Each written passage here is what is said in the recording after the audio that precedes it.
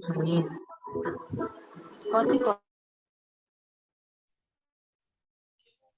सी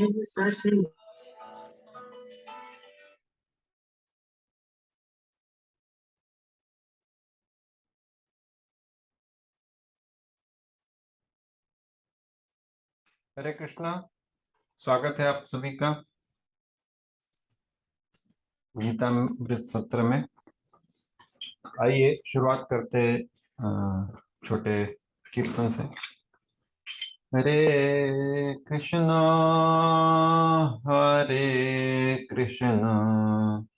कृष्णा कृष्णा हरे हरे, हरे राम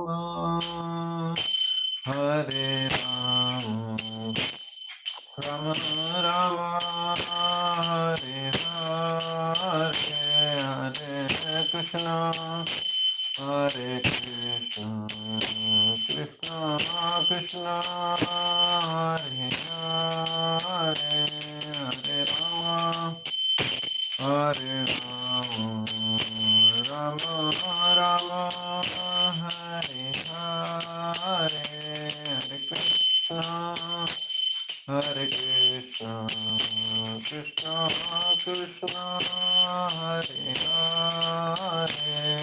हरे राम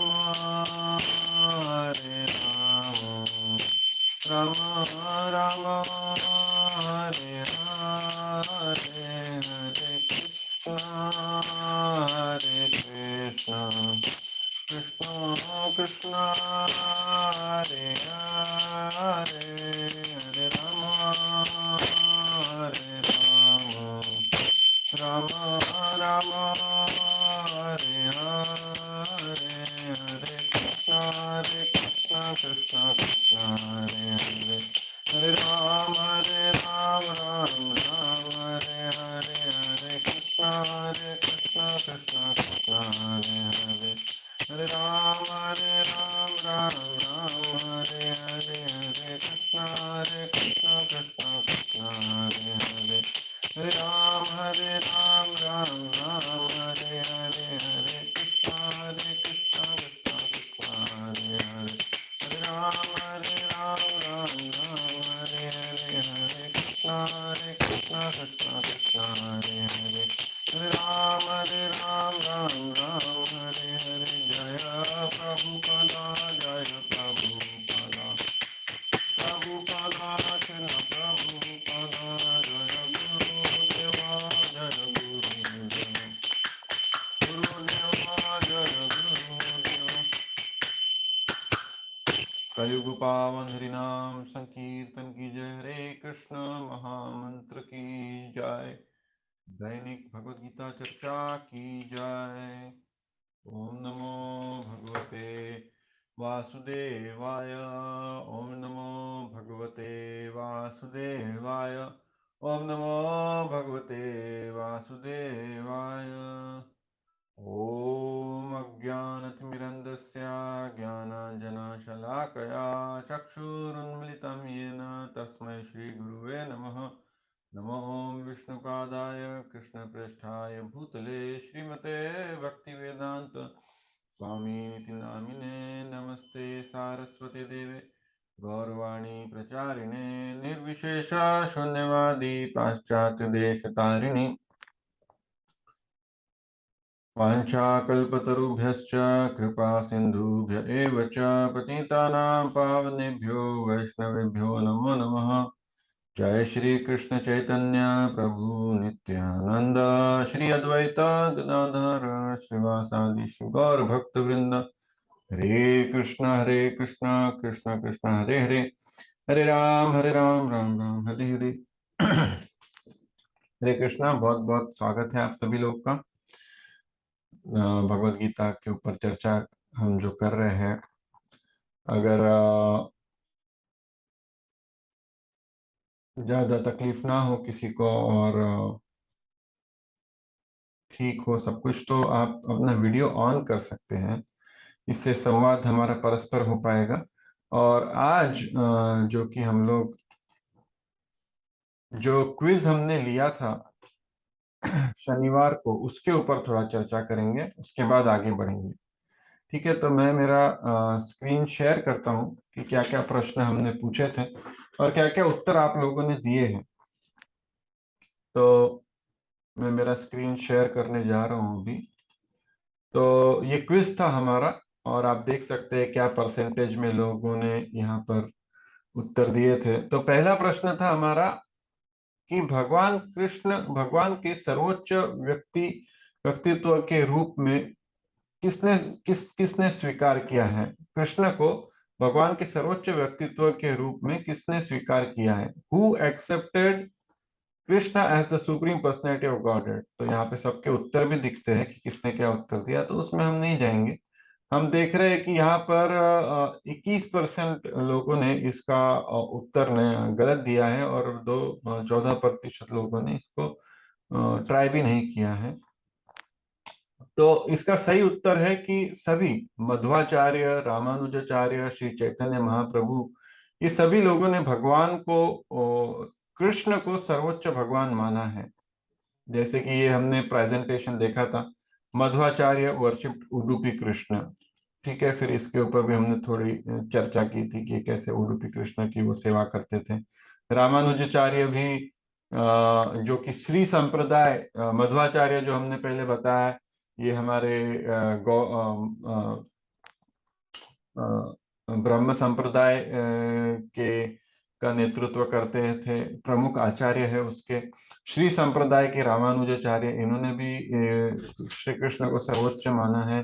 शंकराचार्य ने भी भगवान श्री कृष्ण को सर्वोच्च माना है, ये भी हमने बद्री विशाल की चर्चा की थी। और श्री चैतन्य महाप्रभु का तो हमने चर्चा की यही था। तो ये चारों थे, मध्वाचार्य, रामानुजाचार्य, श्री चैतन्य महाप्रभु, ये उत्तर में थे। और कुछ ही ज्यादातर लोगों ने इसको सभी को माना, पर कुछ कुछ लोगों ने गलत भी चॉइस किया। तो मैं एक और बार ये बता देना चाहता हूँ कि देखिए, 4 संप्रदाय होते हैं, श्री, ब्रह्म, रुद्र, कुमार, और हर एक का एक एक प्रमुख आचार्य है। जैसे श्री संप्रदाय के हैं रामानुजाचार्य, ब्रह्म संप्रदाय के हैं मध्वाचार्य, रुद्र संप्रदाय के हैं विष्णु स्वामी, और कुमार संप्रदाय के हैं निम्बार्क स्वामी। ठीक है, अभी इस पे थोड़ी चर्चा हम विस्तृत रूप से करते हैं कि ये संप्रदाय के बारे में हम इतना क्यों जोर दे रहे हैं। कलयुग में एक श्लोक आता है पद्म पुराण में कि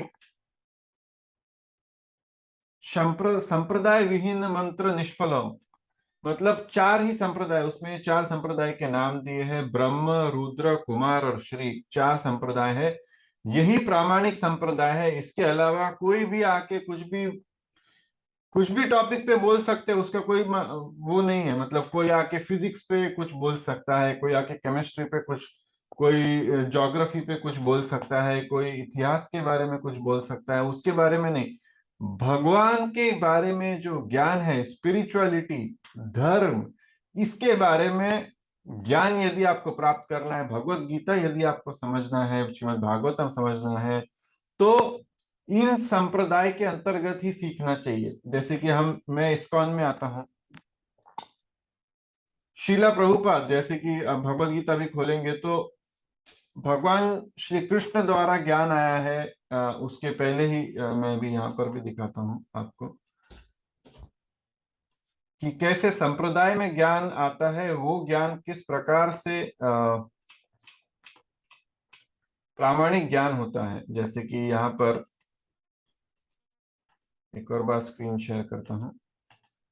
जैसे भगवत गीता है, आप भगवत गीता का स्टार्टिंग में इंट्रोडक्शन पढ़ेंगे, तब यहाँ पर है कि भगवान श्री कृष्ण द्वारा ज्ञान ब्रह्मा जी को आया, ब्रह्मा जी से नारद को आया, नारद से व्यासदेव को आया, मध्वाचार्य को आया। तो मैं आपको ये लाइन के बारे में बता रहा हूँ इसमें, ये ब्रह्म संप्रदाय के बारे में, कि ब्रह्म संप्रदाय में ज्ञान कैसे आया। तो ब्रह्म संप्रदाय में ज्ञान इस प्रकार आया कि भगवान श्री कृष्ण ने ज्ञान ब्रह्मा को दिया, नारद उसके बाद व्यासदेव को। अच्छा, कोई बोलेगा अच्छा भगवान ने नारद को भगवान ने ब्रह्मा जी को ज्ञान दिया, ये कहाँ पर लिखा है। तो मैं आपको फिर से बता देता हूँ, श्रीमद् भागवतम में हम आते हैं और इसका पहला ही श्लोक हम पढ़ेंगे अगर, जन्माद्यस्य यत अन्वयद इतरतश्चार्थेषु अभिज्ञ स्वरा तेने ब्रह्म हृदय आदि कवये। तेने ब्रह्म हृदय मतलब भगवान श्री कृष्ण ने ब्रह्मा जी को हृदय के माध्यम से ज्ञान दिया। यहाँ पर आप इंग्लिश में भी पढ़ सकते हैं, बड़ा अनुवाद है, पर ये श्रीमद् भागवतम का सबसे पहला श्लोक है। इसमें बताते हैं कि तेने ब्रह्म हृदय आदि कवय। ब्रह्मा जी ने, ब्रह्मा जी को ज्ञान जो प्राप्त हुआ कृष्ण से, वो हृदय के माध्यम से प्राप्त हुआ। तो मैं ये बात बता रहा था एक और बार। हाँ,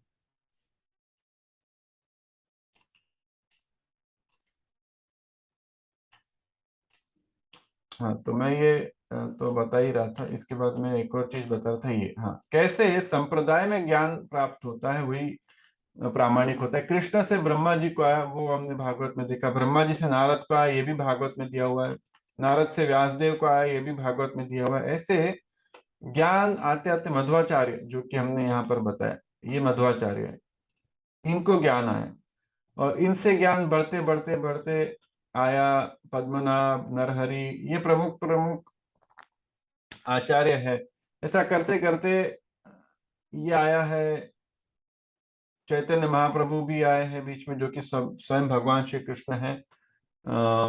रूप गोस्वामी, कृष्णदास, ऐसा भक्ति विनोद ठाकुर, गौर किशोरदास बाबा जी, भक्ति सिद्धांत सरस्वती ठाकुर, और अंत में अभय चरणारविंद भक्ति वेदांत स्वामी श्रील प्रभुपाद, जो कि इस्कॉन के संस्थापक आचार्य है। इन तक ये ज्ञान आया है, और ये ज्ञान अभी भी, जैसे मैं शिला प्रभुपाद, जो कि इनको हम शिला प्रभुपाद बोलते हैं, इनके शिष्य मेरे गुरु है।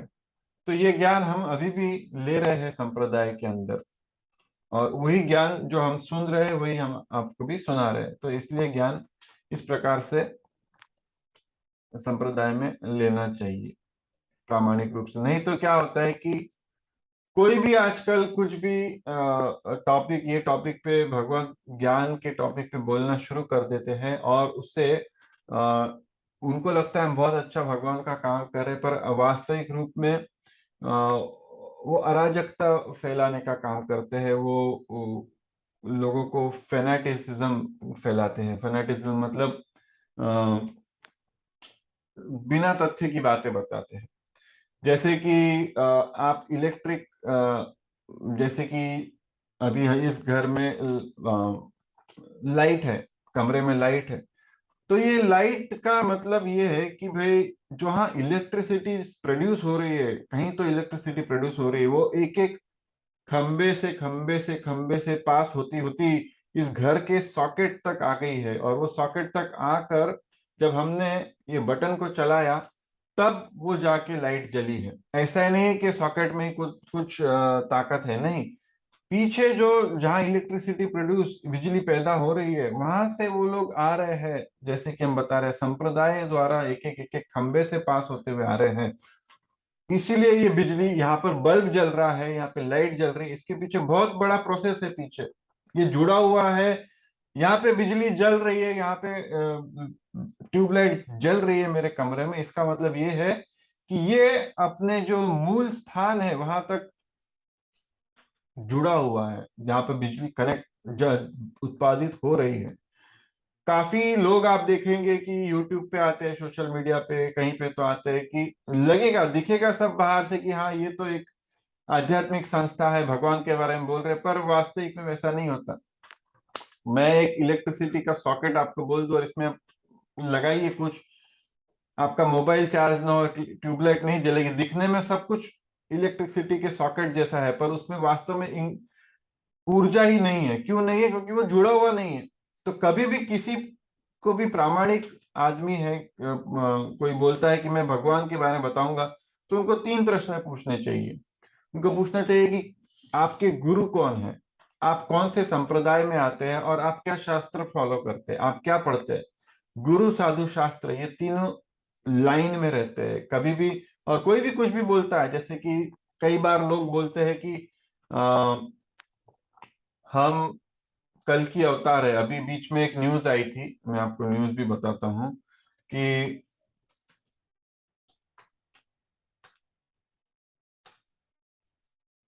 वो आदमी बोलता है कि मैं कल्कि का अवतार हूं, जैसे मैं यहाँ पे न्यूज शेयर करता हूँ, ऐसे कई लोग बोलते हैं।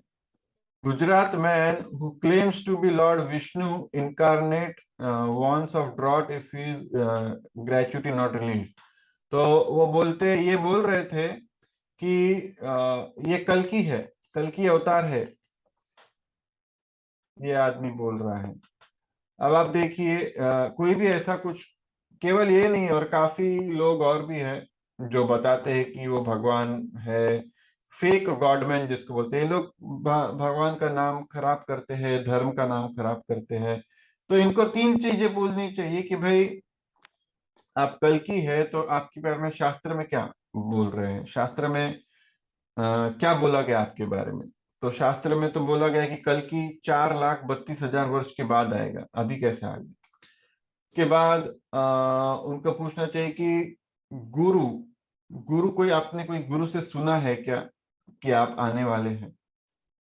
गुरु, साधु और शास्त्र, साधुओं ने कुछ आपकी प्रेडिक्शन किया है क्या, जैसे हमने शास्त्र में भी देखा है कि कल के अवतार कब आने वाला। तो ये समान होते हैं, कभी भी कोई भी चीज किसी से भी जाननी होगी तो गुरु साधु शास्त्र, तीनों चीजें एक ही, तीनों लोग एक ही जगह पे डायरेक्शन देंगे आपको, अलग अलग चीजें नहीं बताएंगे। ठीक है, मैं आशा करता हूँ ये समझ गया होगा। हम आगे का प्रश्न देखते हैं। तो उसके बाद हमने देखा था who is the form of God, मतलब what is the form of God, भगवान का रूप क्या है। तो इसका मतलब यह है कि भगवान क्या साकार है या वो निरंकार है, मतलब क्या उनका कोई आकार नहीं है या कोई, क्या उनका आकार है। तो बहुत ही कम लोगों ने इसका उत्तर सही दिया है कि वो बताते हैं कि भगवान साकार है। कुछ लोगों ने बोला है कि वो आकार निरंकार भी है, और ये वाला सी वाला भी हम सही दे सकते हैं। पर भगवान के तीन, जैसे कि श्रीमद् भागवतम बताता है, वदंति तत्त्वविदस् एतद् यद् ज्ञात्वा मम अद्वयम् ब्रह्मेति परमात्मेति भगवान इति सभ्यते। भगवान को तीन रूपों में देखा जा सकता है। जैसे कि उनका तीन रूपों में उनका अवतरण होता है, उनका उनका रूप आता है। जैसे कि स्वयं भगवान श्री कृष्ण, जिनके दो हाथ पैर हमारे तरह ही वो भी है, जैसे हम भगवान की तरह, एक्चुअली हम भगवान के, इंग्लिश में बोला जाता है कि man is cast in the frame of god. तो भगवान की जो आकार है वैसे ही हमको भी बनाया गया है। तो ये भगवान का फॉर्म है। और भगवान के जो हृदय, भगवान जो हृदय में सबके मौजूद है, उसको परमात्मा साक्षात्कार बोलते हैं। भगवान श्रीमद् भागवतम बताता है कि सब, भगवान भगवत गीता में बताते हैं, सर्वस्य चाहम हृदय सन्निविष्टो मत्त स्मृति ज्ञानम अपोहनम च। सबके हृदय में मैं बैठा हूं अर्जुन। अभी श्रीमद् भागवतम तो इसके आगे और एक चीज बताता है कि हृदय में भगवान खड़े हैं, 8 इंच के हैं, हृदय के क्षेत्र में भगवान 8 इंच के हैं। आगे और है, तो हमने बताया दो, भगवान और परमात्मा। और ब्रह्मन, ब्रह्मन होता है निराकार। भगवान के शरीर से जो क्या बोलते, एफल्जेंस, जो प्रकाश निकल रहा है, वो होता है निराकार। इसलिए भगवान का को तीन का प्रक्षेपण तीन अलग अलग माध्यम से किया जाता है। जैसे सूरज हो गया, जैसे एक उदाहरण के रूप में, सूरज सुबह उगता है, उसकी किरणें हमारे तक आती है, ये एक माध्यम हो गया सूरज को जानने का। सूरज की सतह पर जाकर, सूरज जैसे जा नहीं सकते पर बोले अगर कोई जा सकता है, तो सूरज की सतह पर जाकर उस ग्रह पर जाना, ये दूसरा प्रकार हो गया। और स्वयं सूर्य भगवान को मिलना, ये तीसरा उनका प्रक्षेपण हो गया। तो ये इसी प्रकार भगवान श्री कृष्ण भी है, वो स्वयं साकार है, पर वो अपने हृदय में जब आके बैठते हैं तो उनको परमात्मा बोला जाता है। और जब उनके शरीर से निकलने वाला जो प्रकाश है, उसको ब्रह्मन कहा जाता है, ब्रह्मन कहा जाता है। तो इस प्रकार भगवान को भी तीन प्रकार से उनका साक्षात्कार हो सकता है। ठीक है, किसी को कुछ प्रश्न है तो हाथ खड़ा करके इसमें पूछ सकते हैं। Bhagavad Gita should be taken in the spirit of भगवान को, इन द स्पिरिट ऑफ भगवान, भगवत गीता को किस भाव में जानना चाहिए?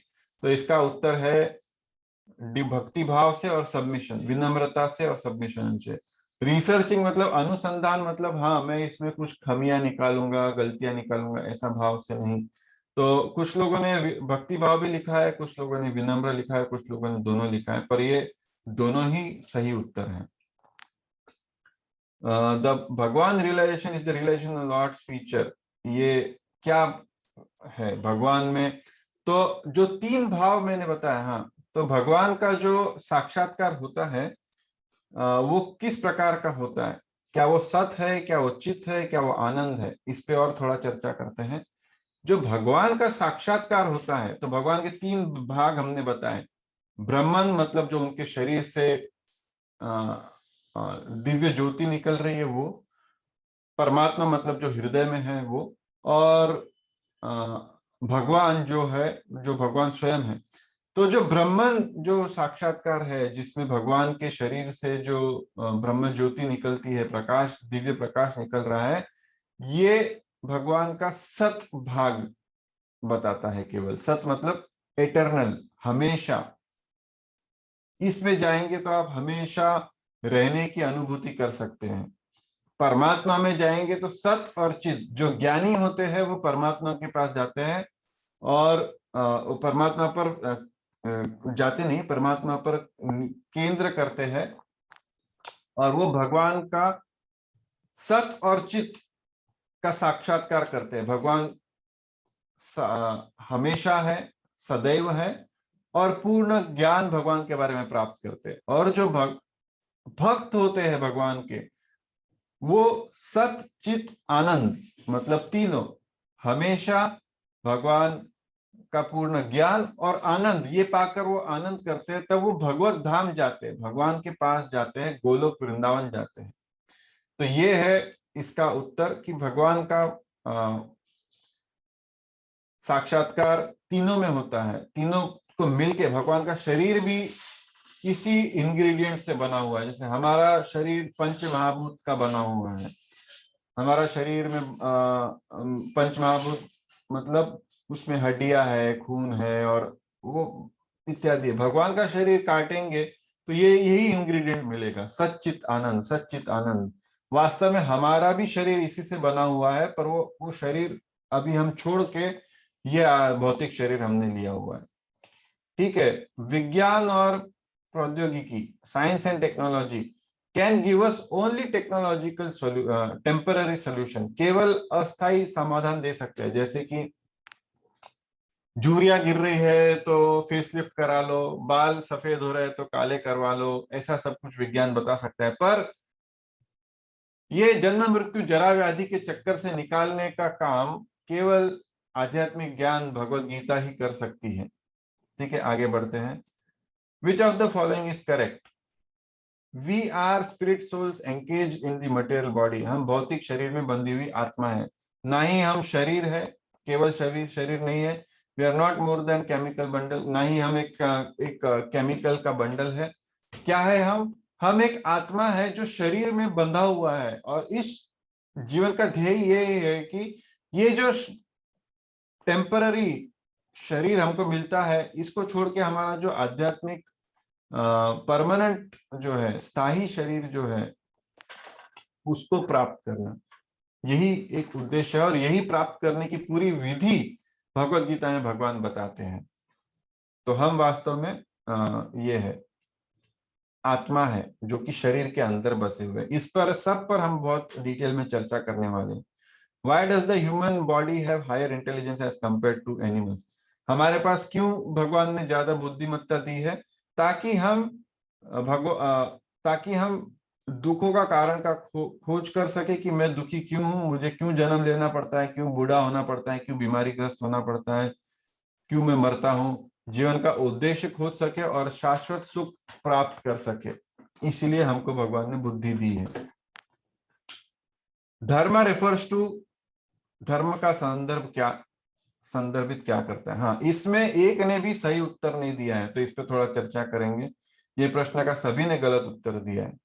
तो इसके चार पर्याय इसमें ये थे कि एक विशेष आस्था, धर्म मतलब एक विशेष आस्था, दूसरा था धर्म मतलब व्यवसाय, तीसरा था धर्म मतलब सही काम, और चौथा था किसी वस्तु का निरंतर साथी। इस पर थोड़ी चर्चा करते हैं कि धर्म क्या है, आस्था क्या, हमारी आस्था वो तो मान्यता हो गई, वो फेथ हो गई हमारी, वो चेंज, वो बदल भी सकती है। धर्म मतलब जो चीज आपसे कभी अलग नहीं की जा सकती वो होता है धर्म। जैसे नमक का धर्म क्या है? नमक का धर्म है खारापन। यदि कोई सफेद पाउडर है और उसको आप लेके ऐसा चाटेंगे और वो खट्टा है तो उसको नमक नहीं बोलेंगे, केवल दिखने पे उसको नमक नहीं बोलेंगे। या फिर एक सफेद पाउडर है, उसको लेके चाटेंगे तो मीठा लगेगा तो उसको भी नमक नहीं बोलेंगे, पर वो पाउडर है, खारा है, तो वो नमक है। पानी का धर्म क्या है? पानी का धर्म है बहना, तरलता, ये पानी का धर्म है। उसी प्रकार मनुष्य का धर्म है भगवान से प्रेम करना और उनकी सेवा करना। ये हमेशा से हमारा धर्म रहा है, जो कि वो उनसे कभी अलग नहीं किया जा सकता। अलग किया तो वो धर्म नहीं है, फिर वो तो टेम्पररी चीज। धर्म जो है वो शाश्वत है। हम इसलिए हम बोलते हैं सनातन धर्म, जो कि हमेशा से चलता आ रहा है। तो बोलेंगे कि हम अभी भगवान से प्रेम क्यों नहीं करते? कोई भी प्रश्न पूछ सकता है कि हम अभी भगवान से प्रेम क्यों नहीं करते। अगर हमारा धर्म, मनुष्य का धर्म है कि भगवान से प्रेम करना और भगवान की सेवा करना, तो हम अभी अभी भगवान से प्रेम क्यों नहीं कर पाते? इसका उत्तर आप लोग व्हाट्सएप पे दीजिएगा, ठीक है? मैं आपको सही उत्तर बताऊंगा कल। कल तक आप उत्तर मुझको दीजिएगा, कल की चर्चा में बताऊंगा उत्तर, ठीक है? आगे बढ़ते हैं।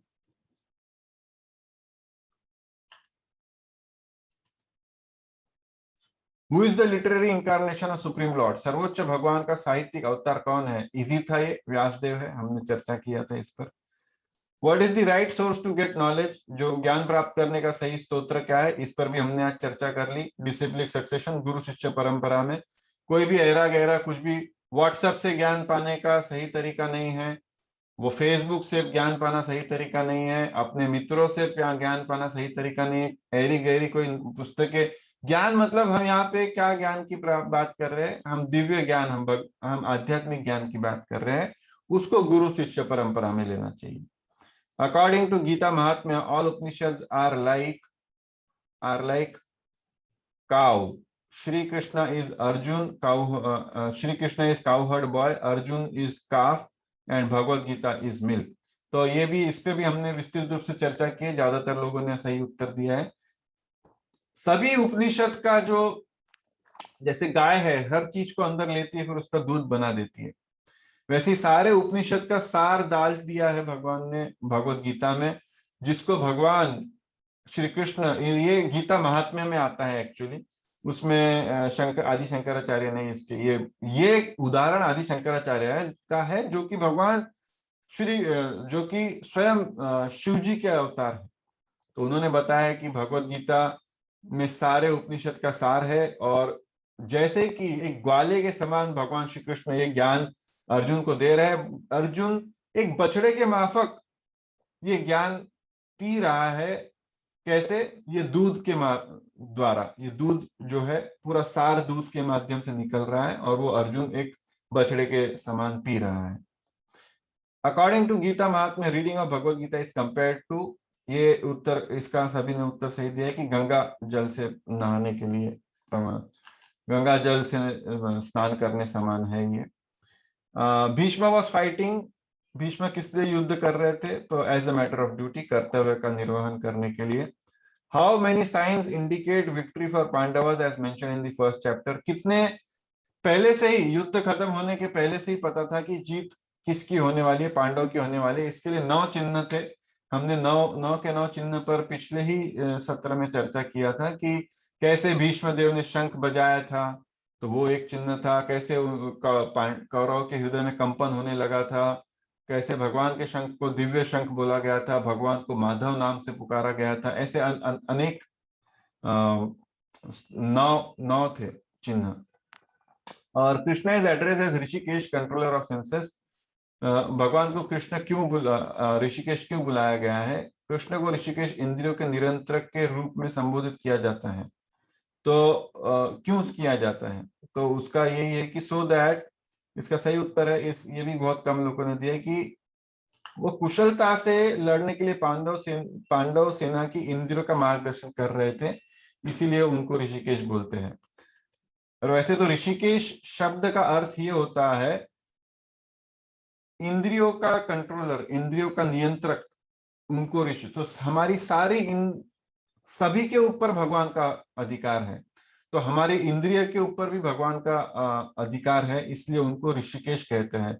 और क्योंकि महाभारत के युद्ध में भगवान अर्जुन और अनेक अन्य पांडव इनकी इंद्रियों को नियंत्रित करके इनको युद्ध भूमि पर गाइड कर रहे थे, इसलिए उनको वहां पर ऋषिकेश, एक श्लोक में ऋषिकेश बताया गया है। ठीक है, आगे आगे भगवान को और अर्जुन को क्या एक दूसरे को, अर्जुन एक मुख्य नाम से भगवान को हमेशा बुलाते हैं और अर्जुन को भी भगवान एक मुख्य नाम से बुलाते हैं। वो क्यों ऐसा बुलाते हैं, आचार्यों ने इस पर टीका की है, हम इस पे भी और विस्तृत रूप से चर्चा करेंगे। आज हमने 15 के 15 प्रश्नों पर शॉर्ट में चर्चा कर ली, जिसके ऊपर हम आगे भी चर्चा करते रहेंगे। तो आपको कोई प्रश्न है तो आप अभी कर सकते हैं, नहीं तो हम लोग आज का सत्र यहीं पर समाप्त करते हैं। बहुत बहुत धन्यवाद। हरे कृष्ण। कल बुधवार को मिलेंगे। हरे कृष्ण।